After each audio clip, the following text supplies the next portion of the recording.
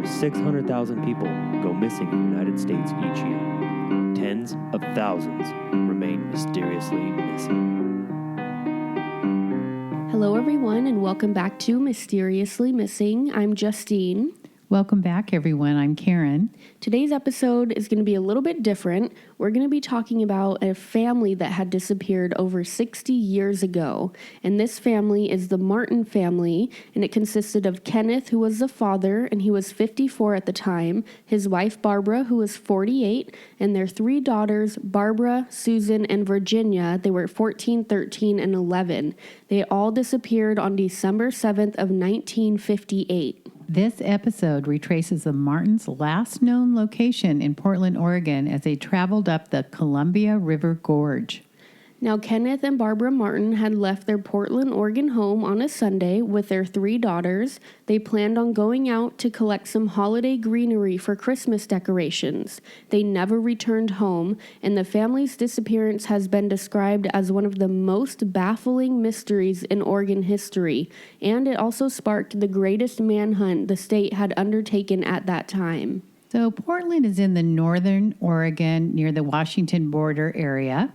The Columbia River Gorge is a national scenic area, and it follows the Columbia River east to west from Portland. Also included in our episode is the Cascade Locks, Hood River, and the Dalles, and they are all cities on the Martins Drive along the Columbia River. The Cascade Locks is named for a set of locks built to improve boats or ships passing the Cascade Rapids on the Columbia River.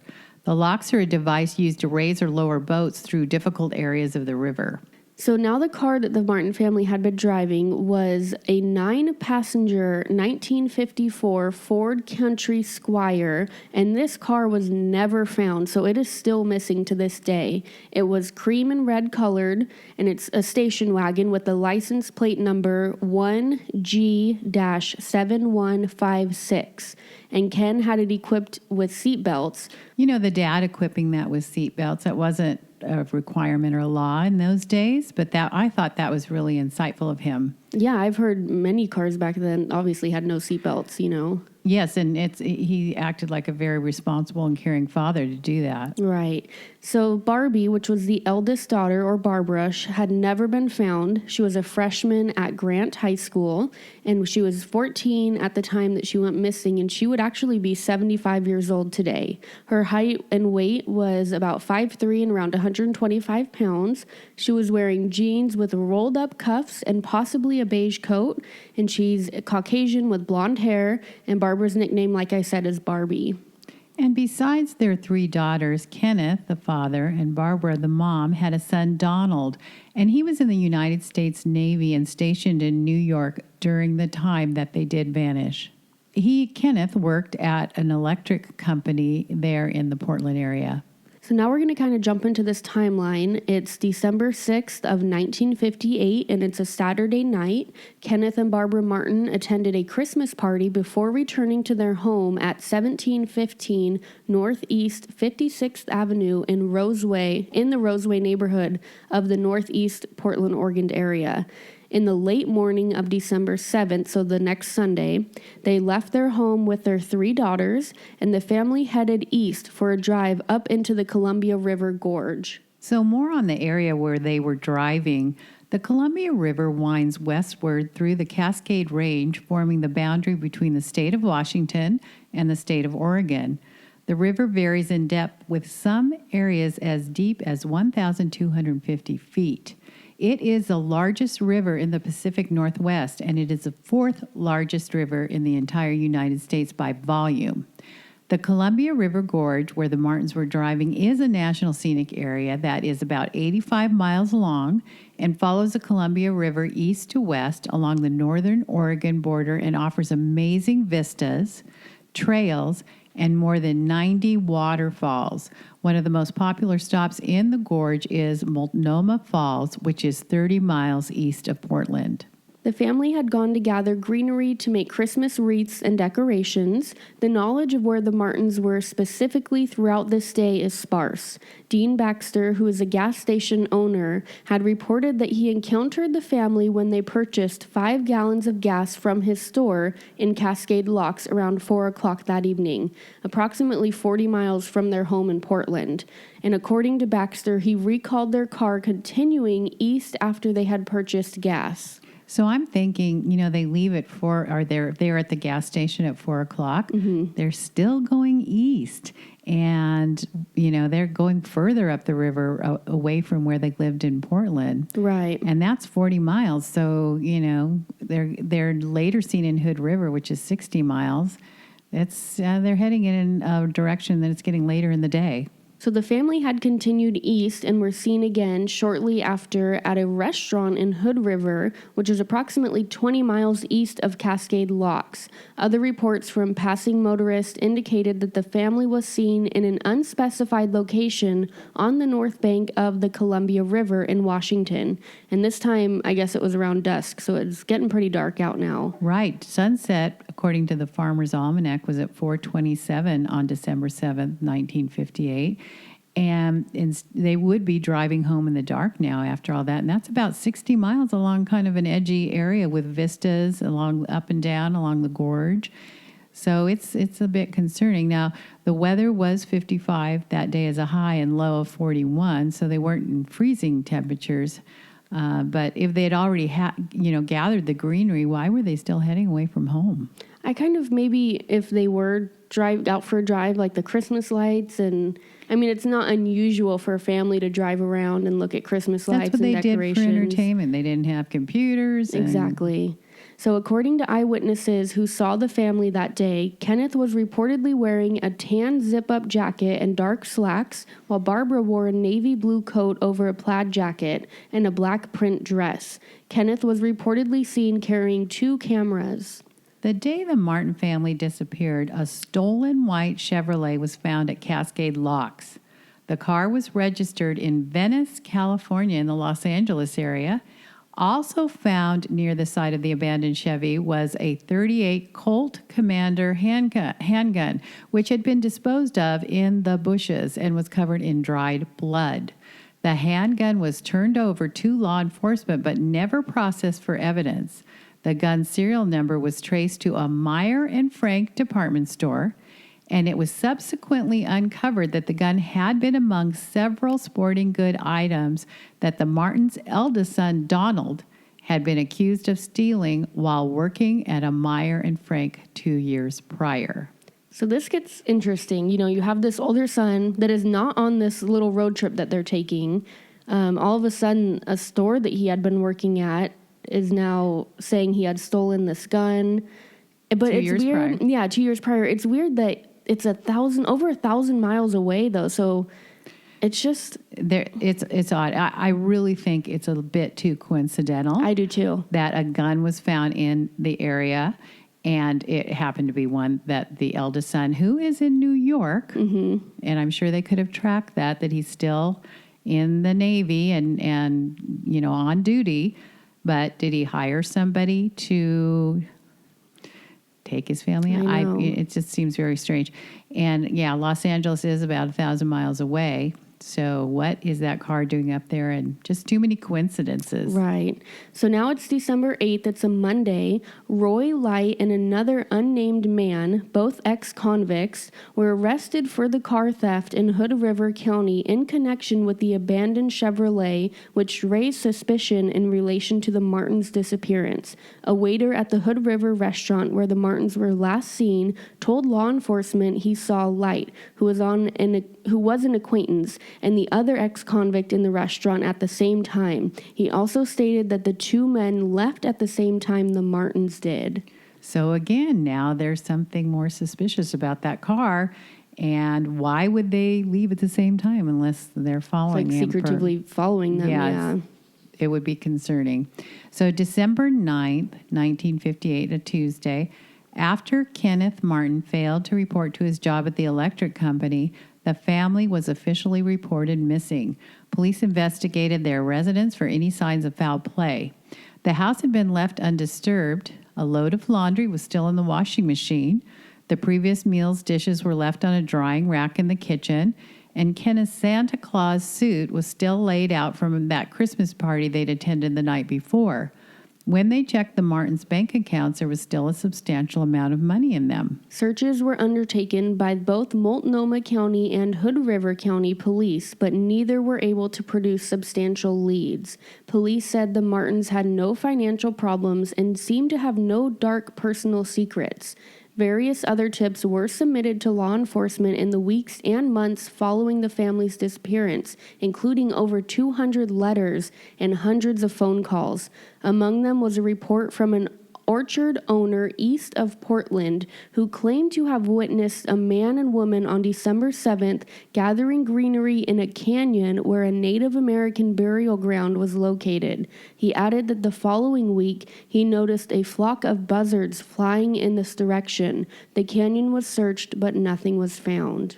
How many families are out gathering at that time? Probably Greenery? tons of them, yeah. I mean, it might not be that unusual. And it was the time when you did things like that, Right, around the holiday season. Mm-hmm. It is kind of, he noticed the buzzards flying, but it could have been a dead animal. And people are really interested in helping out in the community, so that was good at that time. Them having a substantial amount of money in their bank accounts, that kind of concerns me a little bit.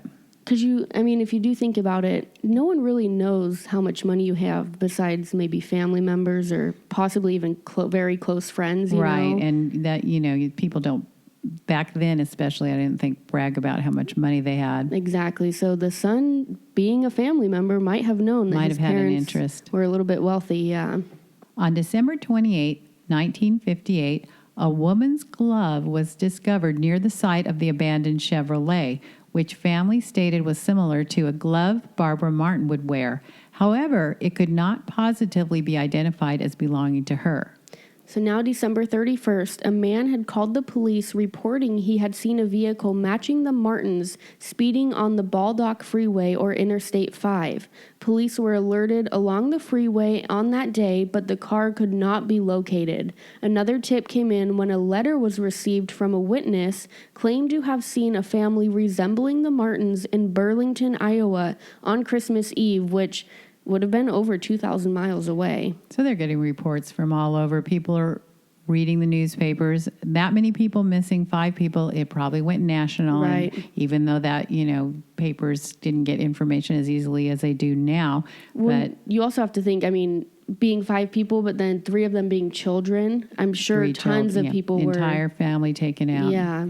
So by February 1959, investigators had undertaken searches of various locations, including the greater Portland metropolitan region, as well as searches on Mount Hood. During this time, a volunteer searcher found tire tracks leading off a cliff near the Dalles on the Columbia River, which reportedly matched the tires of the Martin's Ford Squire. Paint chips recovered at this location were sent to the FBI for analysis, and it was determined that the paint was the same paint used on that make and model of the Martins' vehicle.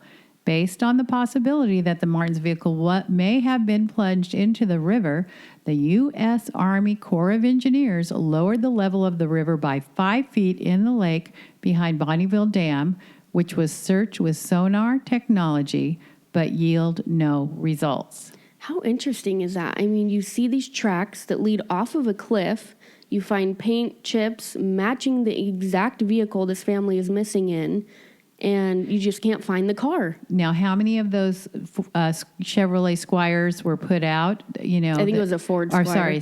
Ford Squires were put out at that time, and they had manufacturing companies that used all the same paint. But again, a little too coincidental. Exactly. So now it's May 1st, 1959. This is 3 months after the tire tracks were reported. A river drilling rig near the Dalles reportedly hooked something of substantial weight to its anchor. However, it became dislodged before it could be pulled to the surface. Now, May 3rd, which is 2 days later, the body of Susan, the 13-year-old, was discovered on the north bank of the Columbia River near Camas, Washington, which is, I guess, roughly 70 miles west of the Dalles. and her identity was positively confirmed via dental records. So, I mean, this is months that she had been in that water. You know, it seems like that barge did dislocate the car for some reason, and she got dispelled.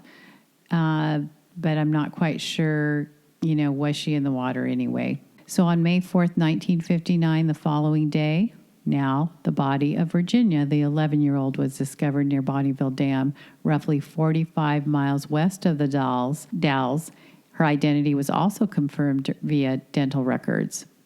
Susan's body was taken to the Clark County Medical Examiner's Office before being transferred to Multnomah County in Portland, where autopsies on both bodies were performed. One of the technicians who had taken fingerprints prior to the autopsies indicated to the medical examiner what they believed to be bullet holes in the heads of each of the girls' bodies. However, according to the medical examiner's report, no such injuries were found, and the cause of death for both of the girls was officially declared as drowning. So a possibility of bullet holes. Yeah. I mean, and then here comes that gun again that was stolen. Right. Things are starting to look a little suspicious. Mm-hmm. Rupert Gilmouth, the sheriff of Hood River County at the time, suspected that the drilling rig had overturned the Martins' car at the bottom of the river and dislodged one of the doors, allowing the bodies of Susan and Virginia to escape and surface downstream. Further searches of the water were undertaken by both sonar and helicopter, but were unfruitful. The search for Kenneth, Barbara, and Barbie were subsequently suspended after a search diver nearly drowned. Police agencies had run out of money searching for the family, and diving equipment was primitive in 1959. No further searches were made, and the case was closed. Subsequently, Donald, the Martin son, did not attend the memorial service for his family. That's a red flag right there for me. I wonder why he did not attend. And the military would release him to attend his own family services, and that's 5 members that is, are missing, and 2 that are confirmed dead. That's right. So now, June of 1959, Donald had returned to Oregon to settle the estate. He told Portland Police Detective Walter Graven he couldn't think of anyone who had any reason to hurt his family, but that he also couldn't see how it could have been an accident. So he's saying it couldn't have been an accident, and yet he would return to settle the estate, but not for the memorial. Yeah, what the heck is going on? That's just so weird. It just seems like he is not invested in his family. Right. And maybe has ulterior motives. So now in 1961, this is 3 years later, a resident of Camas, Washington, wrote a letter to the Oregon Journal stating that they were parked with a companion in the Cascade Locks on that exact date, December 7th, 1958, and had witnessed a vehicle proceeding under the railroad tracks leading towards the locks. Moments later, they heard screaming, but upon investigating, found nothing. But Multnomah County Police consistently suspected foul play in the Martins' disappearance based on the evidence of the tire tracks that indicated the family's vehicle was deliberately pushed from the cliff. Also troubling were the reported sightings of the family at dusk on the north bank of the river in Washington state, while the tire tracks placed them on the south side of the river in Oregon. This would suggest that their car would have fallen over the cliff after nightfall. You know, the scenario in my mind that's forming is Donald may have had something to do with it. He hired those 2 guys from L.A. The area. ex-convicts, yeah. Somehow. They came up to the area in a stolen car, went to the restaurant, followed them along the gorge that day, went to the restaurant, left at the same time, used the gun that Donald had stolen. I mean, I'm just... It's all kind of like a puzzle. It's kind of piecing itself together. In my mind, it's heading that way. Yeah. Takes the family out, gunshot. There's 5 of them. How do you take all of it? You can't control a whole family. Somebody's going to scream and run. Right. Uses a gun. The rest over the cliff somehow. The day after the family disappeared, the 2 ex-convicts were arrested for car theft in the Hood River area, which is 60 miles east of Portland. So now 1988, this is 30 years later, Walter Graven, the Portland police detective on the Martins case at the time of their disappearance, had died. He ardently felt the family had met with foul play and that their murders would be solved once their car was discovered. The remains of Kenneth, Barbara, and Barbie remain undiscovered and their vehicle has never been found. Detective Graven suspected Donald was involved in his family's disappearance, as he couldn't find anyone else who had a motive. Donald had a poor relationship with his family, and he did not come back to Oregon during the search for them, although he did speak to Detective Graven over the phone. So if it was Donald, in 2003, he did pass away. Then, 41 years after the Martins family disappearance, and this is on August 20th of 1999, Margie Boulay, hired by the Portland Oregonian newspaper as a columnist in the 1980s, put together what she called an expert team that searched the Columbia River for the Martins' car using the latest high-tech gear, but to no avail. Some police theorized that Kenneth lost control of the vehicle and drove into the river. Highways and turnouts with guardrails were not as developed, maintained, and safe as they are now. So we did want to add this, which is pretty interesting. A book was written on this case, and it's called Echo of Distant Water, the 1958 Disappearance of Portland's Martin Family, and it is a paperback written by J.B. Fisher. So that if you want to look more into the case, you can always find that probably in the library somewhere. Be an interesting read. Mm-hmm. This is still a cold case. If anyone has any information, the Dalles Police Department at 541-296-2613 can be contacted, and the Multnomah County Sheriff's Department at 503-255-3600.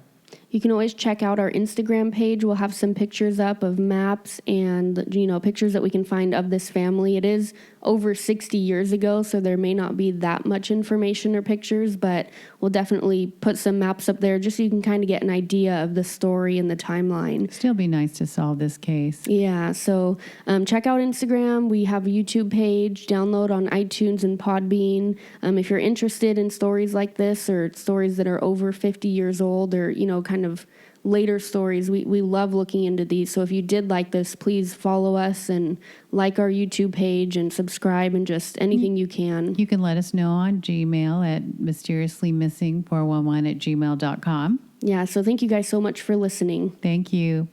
Please like, share, subscribe to this podcast so that others can bring more awareness to this case and help family and friends bring their loved ones home.